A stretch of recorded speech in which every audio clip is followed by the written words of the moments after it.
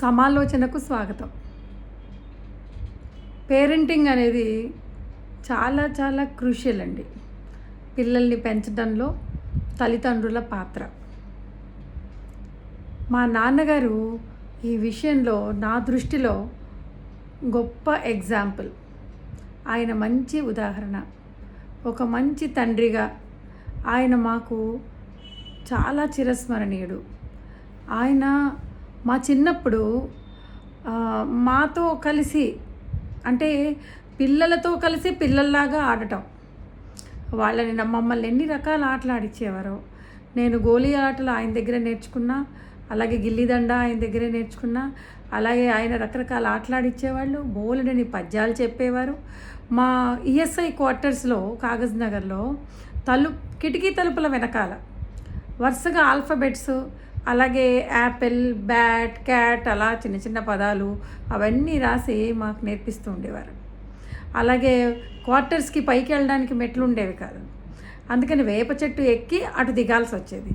ఆయన మమ్మల్ని వీపుకు కట్టుకొని తీసుకెళ్ళి దింపి మమ్మల్ని ఆడించిన జ్ఞాపకాలు నేను ఎప్పటికీ మర్చిపోలేను. చలికాలం వచ్చిందంటే ఒంటికి నూనె రాసి అలా ఎండలో మాతో పాటు తను కూడా కూర్చొని మమ్మల్ని కూర్చోబెట్టుకొని అక్కడ మళ్ళీ మేము విసుగు పడకుండా మాకు రకరకాల పాటలు, పద్యాలు వలివేయిస్తూ ఉండేవారు. ఇప్పుడు ఈ రోజున మనం పిల్లలకు కథలు చెప్పాలంటే వెతుక్కుంటాం, ఏం కథలు చెప్పాలి అని. మా నాన్నగారికి ఏమిటో అలా రకరకాల కథలు సృష్టించి చెప్పేయడం బాగా అలవాటు. ఈ నాన్న పులి అనే కథ ఉంటుంది. అందులో పిల్లవాడిని కూర్చోపెట్టి అడవికి వెళ్ళి తండ్రి నాన్న పులి వస్తే చెప్పమని చెప్పి వెళ్తారు, జాగ్రత్తగా ఉండమని.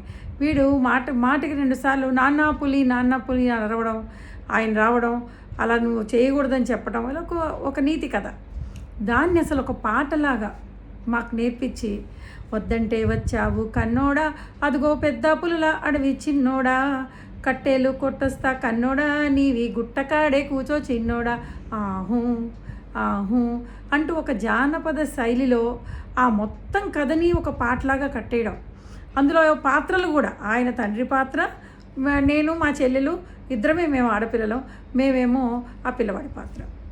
అలా నాటకాలు వేయిస్తూ పద్యాలు పాడిస్తూ మా చిన్నతనం అంతా చాలా ఆనందంగా గడిచింది. ఎప్పుడు గుర్తు తెచ్చుకుందామన్నా ఆయన గట్టిగా తిట్టి కొట్టిన సందర్భం కంటే కూడా ఆయన బాగా మమ్మల్ని ఆడించిన సందర్భమే గుర్తొస్తుంది. మేము పెద్దయ్యి కాలేజీలకు వచ్చిన తర్వాత కూడా ఒక మంచి అవగాహన కలిగించేవాళ్ళు సమాజం గురించి. ఏదో మాట్లాడుతున్నట్టే మాట్లాడుతూ ఎటువంటి మనుషులు ఉంటారు, ఏ విధంగా మోసం చేయొచ్చు, ఇప్పుడు కాలేజీల్లో చేరుతున్నప్పుడు ఈ కుర్రకారు ఎలా ఉంటారు, ఎలా బిహేవ్ చేస్తారు, ఇలాంటివన్నీ మాకు ఏదో కథలుగా మామూలుగా చెప్తున్నట్టు చెప్పేవారు. మేము కూడా వినేవాళ్ళం, చిన్నప్పటి నుంచి అలవాటు వినడం కాబట్టి ఆయన చెప్పేవన్నీ మాకు చాలా ఇష్టంగా వినేవాళ్ళం. కాబట్టి మాకు రికార్డ్ అయిపోయేది. ఏమన్నా ఏడిపించినా లేకపోతే ఏమన్నా అన్నా దాని గురించి చాలా సీరియస్గా బాధపడటం కానీ అలాంటివి ఎప్పుడు జరగలేదు. అసలు ఇన్సెక్యూర్డ్ ఫీలింగ్ అనేది మాకు కలగలేదండి. ఆ విధంగా మమ్మల్ని పెంచారు. అంటే ధైర్యంగా, ఇండిపెండెంట్గా ఆలోచించేట్టు, మా క్రియేటివిటీని ఎప్పుడూ ఆపేవారు కాదు. మాకు రకరకాల బొమ్మలు ఏమిటో క్లే ఇచ్చి చేసుకోవడానికి ఇచ్చేవారు. అలాగే మా అమ్మ కూడా క్వార్టర్స్లో దొడ్లో ఒక ఇల్లు కట్టి, బంకమట్టితో ఇల్లు కట్టి దానికి ఏమిటో రకరకాల బొమ్మలు అక్కడ చేర్చి మమ్మల్ని ఆడిస్తూ ఉండేవారు. అంటే ఆ రోజుల్లో పేరెంటింగ్ చాలా బాగుండేదండి. ఇప్పుడు ఈ స్పీడ్ యుగంలో మనకి పేరెంటింగ్ చాలా లోపం. అంటే మనం ఎక్కువ టైం స్పేర్ చేయట్లే వాళ్ళకి. అప్పట్లో అలా స్పేర్ చేయడం వల్ల మాకు విపరీతమైన బాండింగ్ పేరెంట్స్తో. మా నాన్నగారు కోప్పడకపోయినా, తిట్టకపోయినా, ఆయనకి నచ్చనివి ఏమీ చేయకూడదు అనేది మా కాన్సెప్ట్. ఆయనతో చర్చించేవాళ్ళం. ఏమన్నా విషయాలు ఉన్నా కూడా ఈ విషయం చర్చించవచ్చు, ఈ విషయం చర్చించకూడదని ఏమీ లేదు. ఒక స్నేహితుడితో ఎలా ఉండేవాళ్ళమో అలా ఉండేవాళ్ళం. ఈ విషయంలో మా నాన్నగారికి ఎప్పుడూ నేను రుణపడి ఉంటాను. ఎందుకంటే మాకు చిన్నప్పుడు మొదటి గురువు, మొదటి స్నేహితుడు ఆయనే.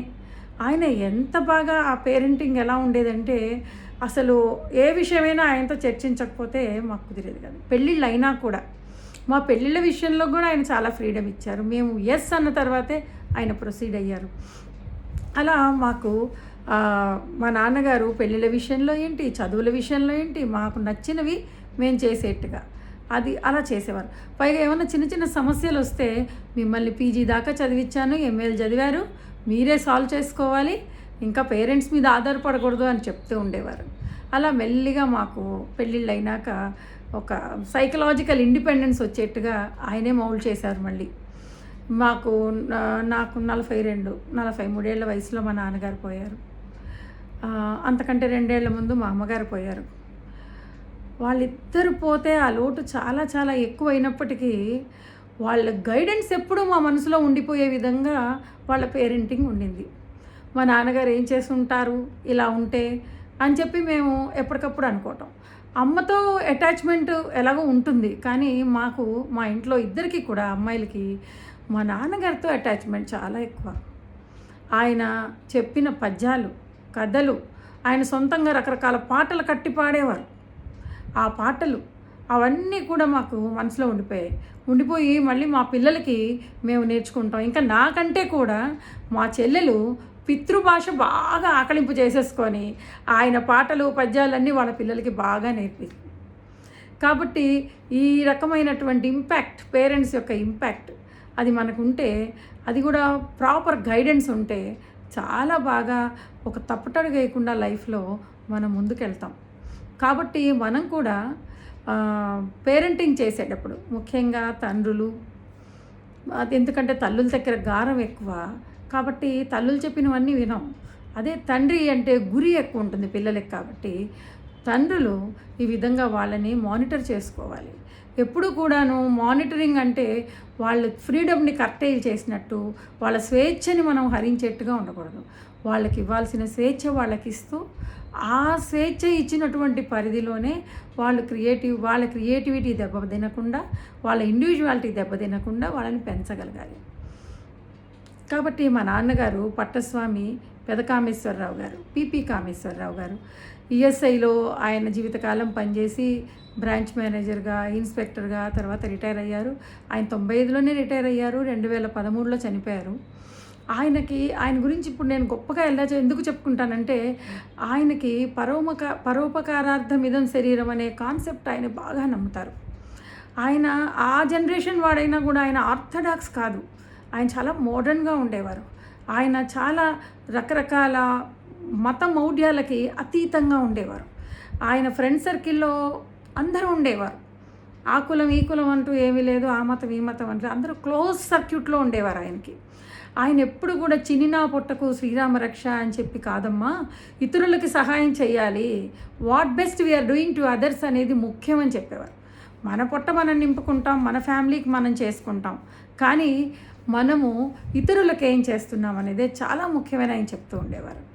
ఆయన దగ్గర నుంచి నేను నేర్చుకోవాల్సినవి ఎన్ని ఉన్నా అవి ఆచరించటం వల్ల దానికి సార్థకత ఉంటుంది. ఆయన అంత గొప్పగా నేను ఆచరించలేకపోయినప్పటికీ ఆ వాల్యూస్ అనేవి ఏవైతే ఉన్నాయో మా నాన్నగారి నుంచి నేను పొందినటువంటి వాల్యూస్, అవి జీవిత కాలంలో నేను మర్చిపోలేను. అలాగే ఆయన బంధువర్గంలో కానీ స్నేహితుల్లో కానీ ఆయన్ని అందరూ ప్రేమించేవారే. ఆయన చాలా జోవియల్గా సరదాగా ఉండేవారు. ఆయన ఎంత దిగుల్లో ఉన్నా కూడా, మా అమ్మగారు చనిపోయిన తర్వాత కూడా ఆ నేచర్ ఆయనది కోల్పోలేదు. ఆయన ఇతరులని ఆనందపరిచేటువంటి ఇది చలోక్తులు విసురుతూ, అసలు ఆయనతో 1 గంట మాట్లాడితే మనసు చాలా తేలిక పడిపోతుంది. అంత కులాస ఆయన మనిషి. అలాంటి వాళ్ళని మనం చాలా అరుదుగా చూస్తాం. అందుకనే పిల్లలంతా కూడా ఆయన దగ్గర చేరుతూ ఉంటారు. ఆయన వాళ్ళ పిల్లలతో పిల్లలుగా, పెద్దవాళ్ళతో పెద్దవాళ్ళుగా, అలా ఎవరితో వాళ్ళతో కలిసిపోతూ చాలా హాయిగా జీవించారు.